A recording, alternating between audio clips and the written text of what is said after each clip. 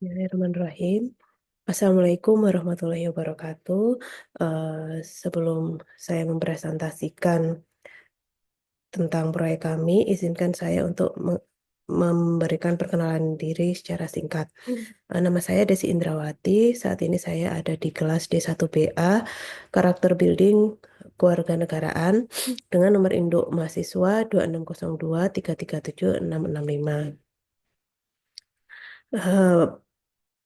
Berikut adalah judul dari proyek yang kelompok kami telah kerjakan pada tugas kelompok kedua, yaitu pembangunan berkelanjutan terkait dengan perubahan iklim. Dengan subjudul meningkatkan partisipasi kewarganegaraan global dan memperkuat identitas Indonesia. Latar belakang masalah yang kami ambil ada dua, yaitu kehidupan manusia itu saat ini dihadapkan dengan berbagai tantangan keberlanjutan yang kompleks, yang merupakan hasil interaksi nonlinear antara manusia dan lingkungan. Dan yang kedua adalah pendidikan ini dianggap sebagai alat terpenting untuk membentuk pandangan dunia dan nilai-nilai baru serta memiliki potensi besar dalam mengatasi tantangan keberlanjutan yang dihadapi oleh umat manusia. Nah, dari kedua uh, latar belakang masalah tersebut, rumusan masalah yang kami pilih adalah bagaimana pendidikan dapat berkontribusi terhadap pencapaian masing-masing dari 17 Sustainable Development Goals. Alih-alih hanya meneliti peran pendidikan dalam pembangunan berkelanjutan secara umum. Nah, terdapat 3 hasil temuan di lapangan. Yang pertama, observasi dilakukan di lokasi yang relevan dengan tema proyek, seperti lingkungan sekitar kampus atau komunitas lokal yang mengalami dampak perubahan iklim. Yang kedua adalah wawancara dilakukan dengan ahli lingkungan, akademisi, dan perwakilan komunitas yang aktif dalam aksi lingkungan. Dan yang terakhir, diskusi kelompok terfokus atau focus group discussion diadakan dengan mahasiswa dan masyarakat untuk menggali pemahaman mereka mengenai perubahan iklim.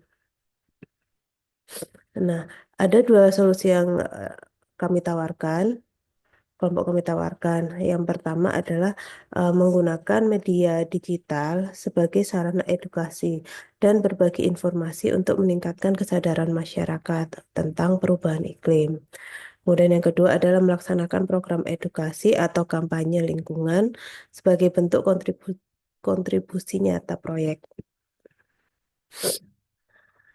Dari proyek yang telah kelompok kami kerjakan, terdapat saya memiliki refleksi pribadi, yaitu jadi proyek ini nih memberikan pengalaman berharga dalam memahami pentingnya kerjasama tim dan komunikasi yang baik dengan anggota tim yang lain. Kemudian saya juga belajar bahwa perubahan pola pikir dan kebiasaan itu tidak bisa secara instan. Jadi perlu edukasi yang berkelanjutan dan pendekatan yang tepat.